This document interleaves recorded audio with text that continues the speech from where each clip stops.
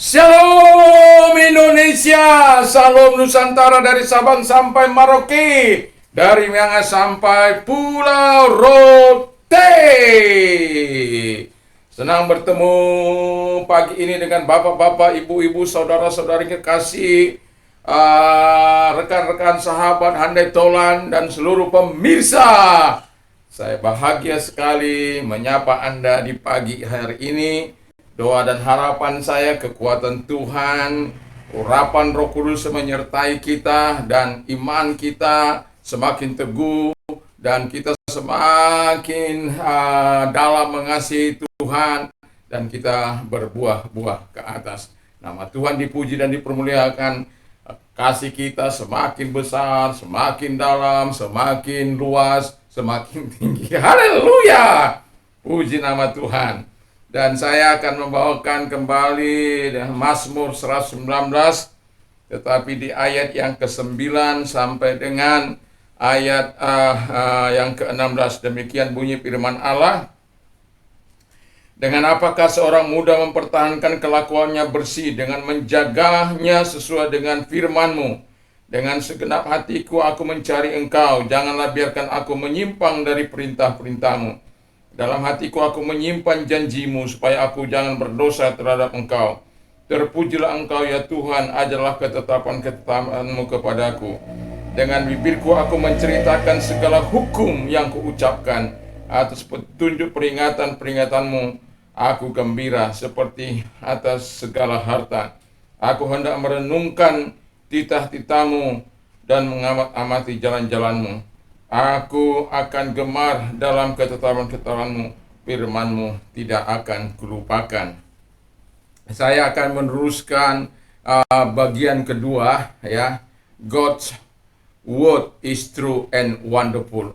Jadi firman Allah itu benar dan ajaib. Jangan pernah meragukan firman Allah yang ajaib, yang dapat mengubah hidupmu, dan yang firman itu mengatakan kepada kita kekuatan datangnya dari Tuhan, pengharapan akan terus diisi dalam hati kita. Dan ingat bahwa engkau adalah bangsa yang terpilih, imamatnya rajani, bangsa yang kudus, umat kepunyaan Allah, supaya engkau memberitakan perbuatan-perbuatan yang besar dari Dia, yang telah memanggil engkau keluar dari kegelapan kepada terangnya yang ajaib. Supaya apa? Supaya kita bisa memuliakan Tuhan. Yang dahulu bukan umatnya, tetapi yang sekarang menjadi umatnya. Yang dahulu tidak memperoleh belas kasihan, tetapi sekarang telah memperoleh belas kasihan. Puji nama Tuhan. Itu sebabnya ketika kita mau melihat keajaiban Tuhan, kita akan terus hidup living according to your word. Jadi hidup menurut firman Allah. Jadi hidup kita bukan menurut daging, bukan menurut hawa nafsu, bukan menurut kehendak kita, tapi menurut firman Allah. Karena ketika dikatakan oleh pemazmur, how can a young man keep his way pure? By living according to your word. Jadi kalau orang hidup di dalam sesuai dengan firman Allah, dia akan menjaga hidupnya tetap kudus di hadapan Allah.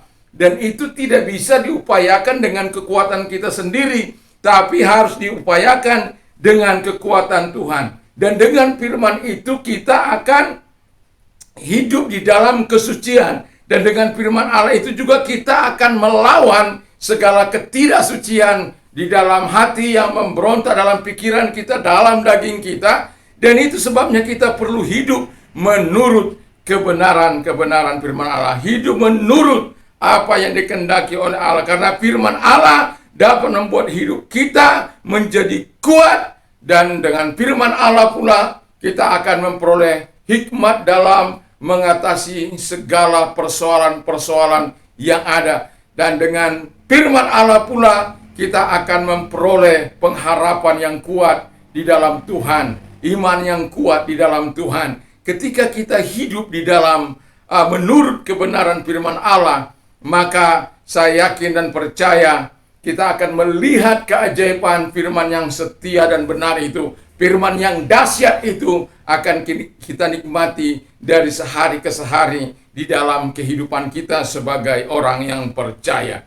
Jadi biarkan kita seperti pemazmur mengatakan bahwa dia mau hidup seturut dengan firman Allah, dia mau hidup karena dia tahu bahwa dia bisa hidup dalam kekudusan, dalam kebenaran, dalam kekuatan iman, karena dia tahu bahwa firman Allah itulah yang akan menolong dia. Itu sebabnya dalam kehidupan kita sebagai orang percaya, bacalah firman Allah secara teratur tiap-tiap hari. Kalau bisa, ya pagi, sore. Kalau saya membiasakan diri di mana saya duduk, di situ ada Alkitab saya. Jadi kalau di rumah, jadi di mana saya ada, di situ saya kadang-kadang berolahraga pun saya menghafal firman Allah. Jadi cintai firman Allah, cintai dia dengan segenap hatimu, dengan segenap kekuatanmu. Bukan hanya sekedar lip service bahwa, oh how can a young man keep his way pure by living according to you. Bukan hanya sekedar lip service, tetapi firman Allah itu yang kita hafal itu tidak akan dapat mengubah kita apa-apa. Tetapi apabila firman Allah itu dengan kekuatan Allah masuk di dalam kalbu kita, masuk dalam pikiran kita, masuk dalam hidup kita, itulah yang akan mengubah kehidupan kita. Tetapi firman Allah memang katakan yang alami dulu datang, baru yang rohani. Jadi lakukan sehingga Allah akan mengerjakan bagiannya. Lakukan bagianmu dengan mengingat firman Allah, minta pertolongan Tuhan supaya kita semakin kuat di dalam kebenaran-kebenaran firman Allah, karena firman itulah yang membawa kita kepada kebaikan Tuhan dan kita bisa melihat keajaiban Tuhan dalam perlindungannya di dalam kehidupan kita. Yang kedua kata firman Allah di ayat yang ke-10, seek him with all your heart. Jadi mencari dia dengan segenap hati. Jadi kata firman Allah, I seek you with all my heart. Do not hide your word. Ya. Do not hide your word from me. Atau do not let me stray from your command. Jadi jangan biarkan aku tersesat dari jalanmu. Jadi ketika kita mencari Tuhan dengan segenap hati kita, Allah bersedia ditemui. Karena ketika kita mau mencari Tuhan, yang perlu kita sikapi, apa bagian yang pertama itu harus menjadi bagian yang tidak terpisahkan dari hidup kita. Dan hidup kita harus berbalik dalam pertobatan yang sejati kepada Dia. Jadi kita harus betul-betul hidup dalam pertobatan, sehingga ketika kita mencari Dia dengan segenap hati kita, betul-betul Allah mau ditemui. Betul-betul Allah mau menyatakan. Ketika kita mau mencari Allah, karena ada sesuatu yang kita mau nyatakan kepada Tuhan. Dan Tuhan katakan, orang yang mencari aku akan menemukan aku. Mendekatlah selama ia mau ditemui. Jadi dalam kehidupan kita sebagai orang percaya, dan pemazmur mengatakan, aku mencari engkau dengan segenap hatiku. Bagaimana kita mencari Tuhan? Apakah kita mencari Tuhan sebagai kegiatan rutinitas? Apakah kita mencari Tuhan atau kita berdoa kepada Tuhan hanya sebagai formalitas, yang penting aku sudah berdoa? Ataukah kita merasakan ketika kita mencari Allah, merasakan hadiratnya, merasakan jamahannya, sehingga kita akan merasa rugi kalau kita tidak berdoa kepada Tuhan. Kita akan merasa Tuhan, kita akan merasa ada sesuatu yang kurang kalau kita tidak datang kepada Tuhan. Sehingga mencari Tuhan itu penting untuk kita menikmati segala keajaiban Tuhan. Karena firman Allah kan yang menjamin hidup kita. Janji-janji Allah kan yang menjamin seluruh kehidupan kita. Dan kepenan Allah yang Dia buat, itulah yang akan setiap orang yang mencari Dia dengan segenap hatinya. Dan biarkan kita mencari Allah dengan segenap hati kita. Dan karena kita tahu bahwa pertobatan yang sejati itu lebih dari sekedar kata-kata. Jadi bukan ketika kita mencari Allah lalu kita, Tuhan ampuni saya, bukan seperti itu.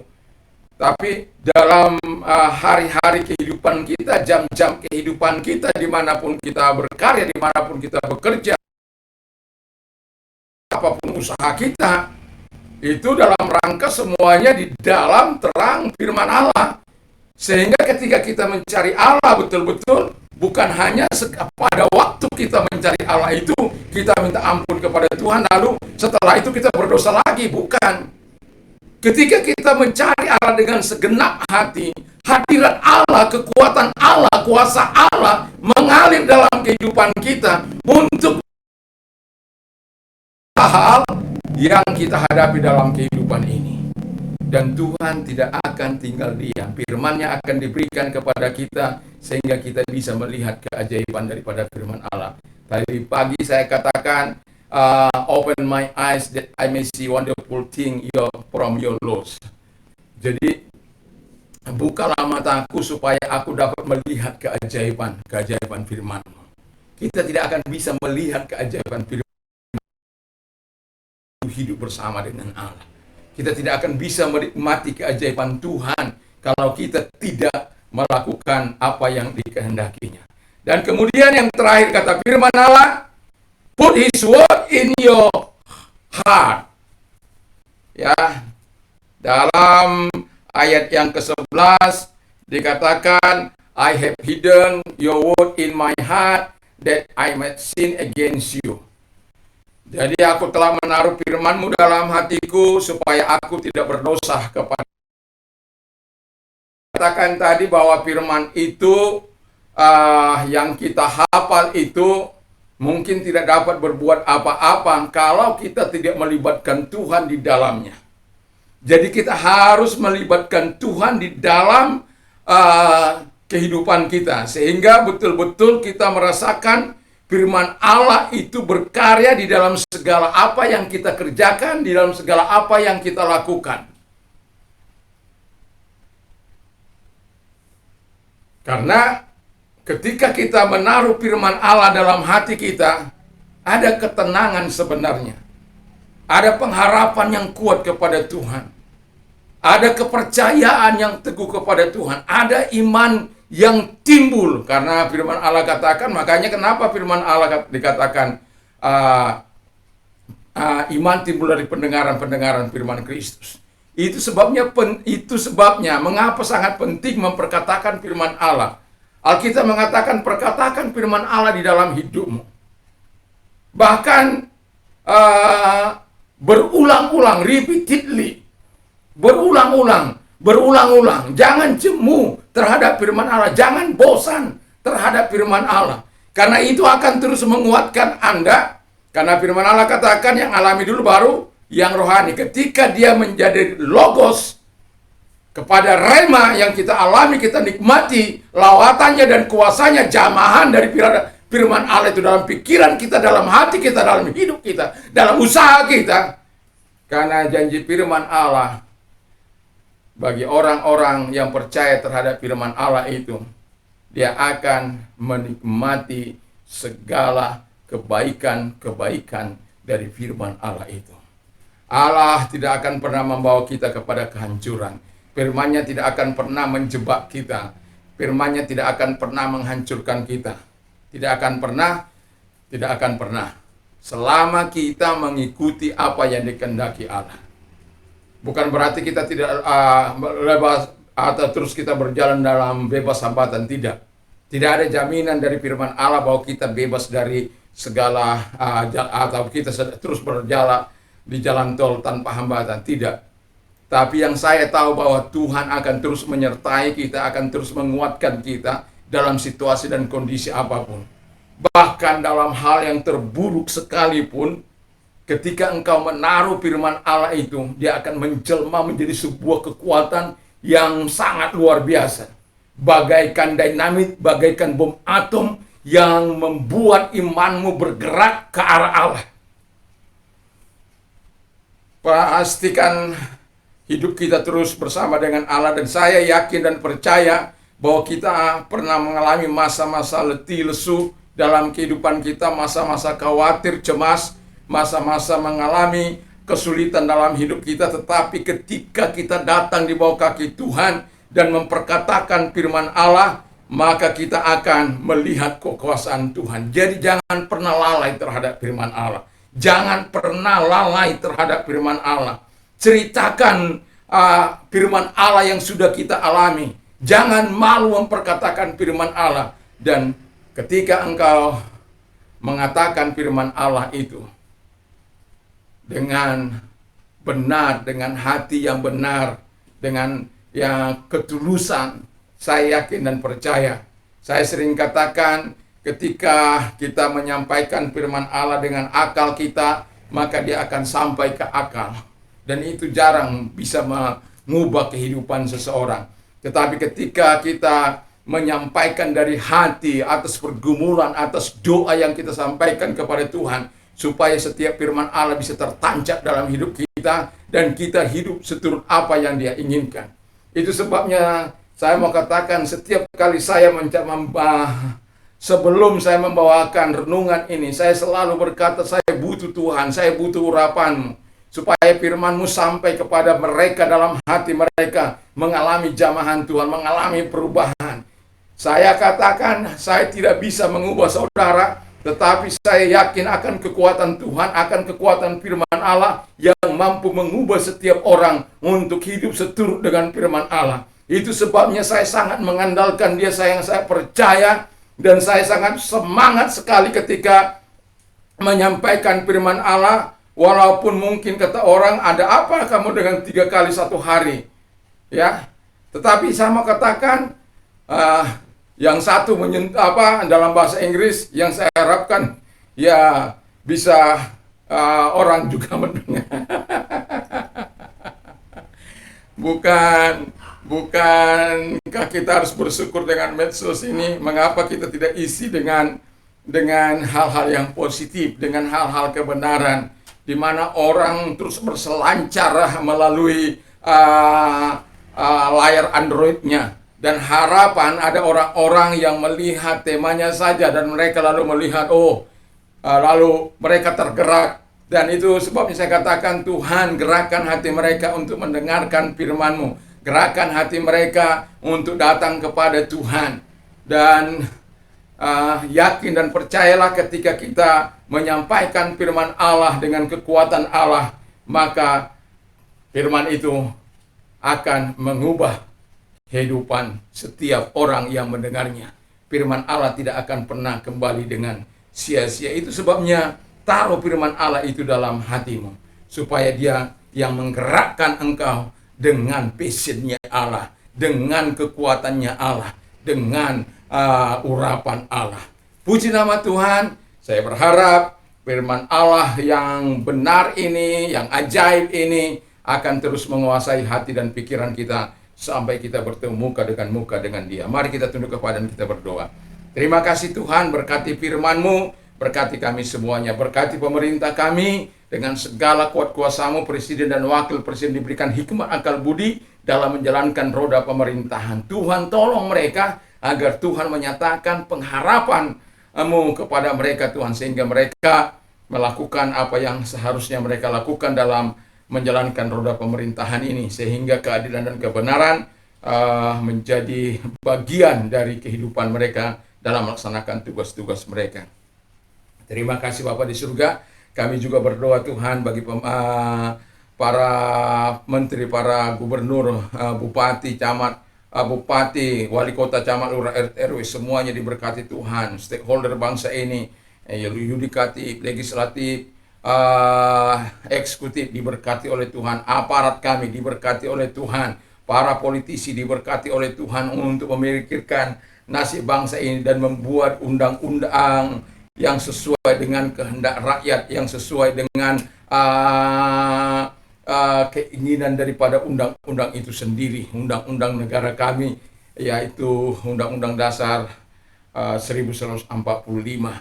Terima kasih Bapa di surga, terima kasih, kami yakin dan percaya Tuhan menolong. Dan kami juga berdoa bagi gereja-Mu dimanapun ada di seluruh dunia ini, Tuhan memberkati. Dan kami juga berdoa kepadamu Tuhan, gereja Pantekosta dimanapun ada. Tuhan memberkati sahabat-sahabat kami, rekan-rekan kami yang melayani Tuhan, yang Tuhan Engkau datang kepada mereka, menolong mereka, memberkati mereka. Terima kasih Bapa di surga, dan seluruh anak bangsa kami serahkan ke dalam tangan-Mu dari Sabang sampai Merauke. Diberkatilah sehingga kami saling menghargai, saling menghormati satu dengan yang lain, dan kami saling memperhatikan satu dengan yang lain, bukan saling menghina, bukan saling mengolok, bukan saling mengejek, tetapi kami bisa hidup berdampingan dalam kasih Tuhan yang dalam. Terima kasih, umat-Mu diberkati oleh Tuhan, dan kami juga mau berdoa bagi orang yang sakit dalam nama Yesus. Ginjal apapun Tuhan, dalam nama Tuhan Yesus. Kalau engkau sakit, taruh di tangan-Mu tempat yang sakit, dan rasakan kebaikan Tuhan dan nikmati kuasa Tuhan saat ini. Dan Bapa di surga, dalam nama Tuhan Yesus kami datang kepada merendahkan hati di hadapan-Mu. Tumpangkan tangan atas mereka yang sedang sakit di dalam nama Tuhan Yesus Kristus. Segala sakit penyakit yang mereka derita, aku perintahkan keluar dalam nama Yesus. Dan oleh bilur-bilur mereka menjadi sembuh, dan selalu ada mujizat, selalu ada kebaikan Tuhan, selalu ada belas kasihan Tuhan bagi mereka yang berharap kepada Tuhan Bapa di surga dalam nama Yesus. Terima kasih buat kesembuhan-Mu, dan kami juga berdoa bagi mereka yang mengalami atau terdampak COVID ini. Kami berdoa bagi mereka, Tuhan kuatkan mereka, sehingga mereka tidak melakukan apa yang jahat di mata Tuhan, tetapi mereka menyerahkan hidup mereka, pergumulan mereka kepada Tuhan. Karena dengan janji Tuhan kepada mereka, ketika Engkau berkata, marilah kepadaku, hai kamu yang letih lesu dan berat, aku akan memberikan kelegaan bagimu. Dan serahkanlah segala khawatirmu, sebab aku yang memelihara engkau. Dan itulah sebabnya Tuhan menolong mereka, Tuhan memberkati mereka. Terima kasih. Kami juga berdoa Tuhan Bapa di surga bagi mereka yang Tuhan yang mau mengalami terobosan dalam Tuhan, sehingga mereka boleh hidup baru.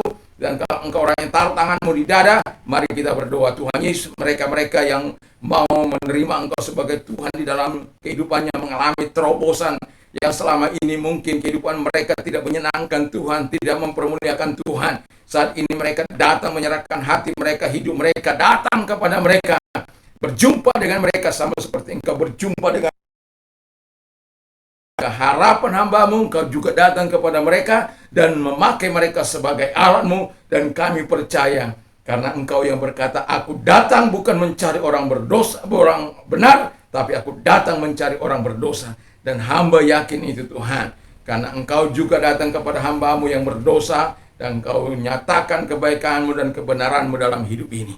Terima kasih Bapa di surga, dan bagi Engkau yang mau menerima sebagai Tuhan dan Juru Selamat-Mu, mari kalau Engkau orangnya, taruh tangan-Mu di dada dan ikuti doa saya sebelum kita berdoa. Dengarkan firman Allah, di bawah kolong langit ini tidak ada nama lain yang diberikan kepada manusia yang olehnya kita diselamatkan, hanya di dalam nama Yesus. Dan itulah sebabnya keputusan yang kau ambil sudah tepat. Dan mari kita berdoa. Tuhan Yesus, saya sadar saya orang berdosa.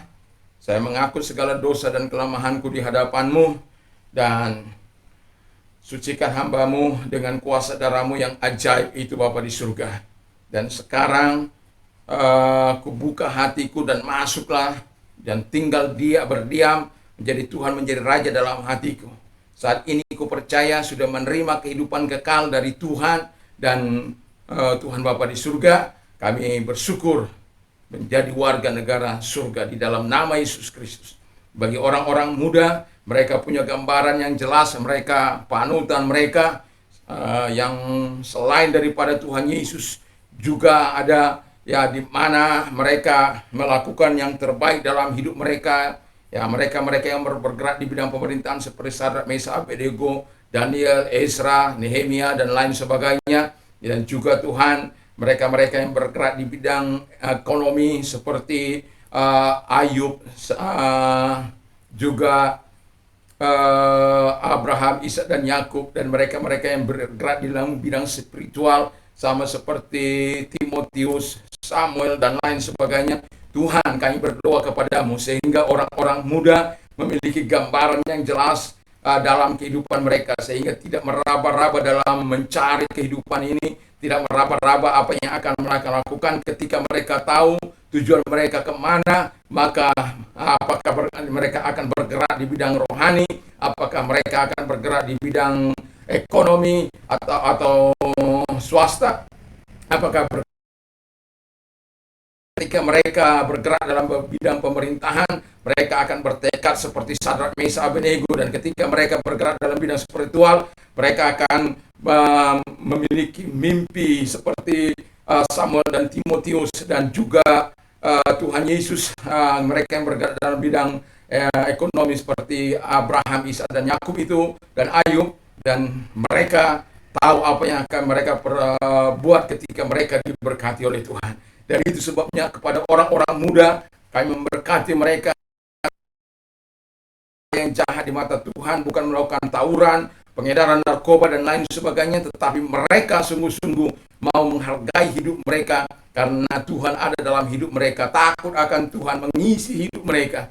Terima kasih Bapa di surga, dalam nama Yesus kami bersyukur dan berdoa. Haleluya. Amin. Tuhan Yesus memberkati kita. Bagi kita yang sudah menerima Yesus, selamat. Dan bagi kita yang menerima kebaikan Tuhan, saksikan kebaikan Tuhan dan kemurahan Tuhan. Dan damai sejahtera Allah yang melampaui segala akal akan melihara hati dan pikiran dalam Kristus Yesus. Orang yang mendengar, menyimpan dan melakukan firman Allah dalam hidupnya. Iman timbul dari pendengaran firman Kristus.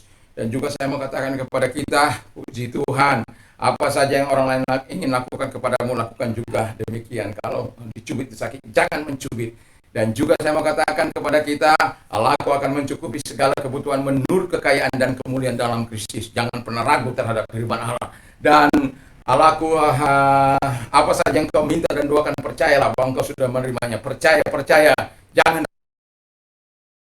Tuhan, dan tertawalah dengan orang yang tertawa, menangislah dengan orang yang menangis. Dan jangan ragukan firman Allah. Saya mau katakan kepada kita, sebagaimana Paulus berkata, segala perkara dapat kutanggung dalam Dia yang memberikan kekuatan kepadaku. Dan itulah doa dan harapan saya, kita semua mengalami, menikmati penyertaan dan perlindungan kekuatan Tuhan dalam mengharungi kehidupan yang ada ini. Dan Tuhan Yesus memberkati. Dan bagi Anda pengedar narkoba, bertobatlah, karena apabila Anda bertahan terus di situ, Anda akan binasa. Dan tetapi saya mau katakan, Yesus sangat mengasihi engkau, Dia menantikan kedatanganmu, dan Allah tidak pernah memaksa engkau, tetapi Dia sangat sayang kepadamu, sangat mengasihi engkau. Dia ingin Tuhan Yesus memakai engkau sebagai alatnya untuk memproklamasikan kehidupanmu yang diberkati oleh Tuhan. Dan kalau engkau berkata kepada narkoba, enyah, maka dia akan enyah kalau engkau bersama dengan Tuhan. Puji nama Tuhan. Dan katakan tidak terhadap narkoba, ya terhadap kebenaran firman Allah. Kalau kita beraktivitas di pagi hari ini, jangan lupa memakai masker, lalu kemudian mencuci tangan dengan air sabun atau hand sanitizer. Yang ketiga, menjaga jarak, menjauhi kerumunan. Yang keempat, yang kelima itu mengurangi mobilitas. Yang keenam, tidak kalah pentingnya berdoalah. Berdoa untuk dirimu, berdoa untuk keluargamu, berdoa untuk lingkunganmu, berdoa untuk masyarakat, berdoa untuk bangsa ini, dengan satu harapan kita, bahwa COVID itu akan berlalu sehingga kita bisa dapat beraktivitas kembali sebagaimana sebelum terjadinya COVID, sehingga ekonomi kita diberkati oleh Tuhan, kembali masyarakat Indonesia mengalami berkat yang limpah dari Tuhan. Tuhan Yesus memberkati. Salam Indonesia, salam Nusantara. Haleluya. Amin.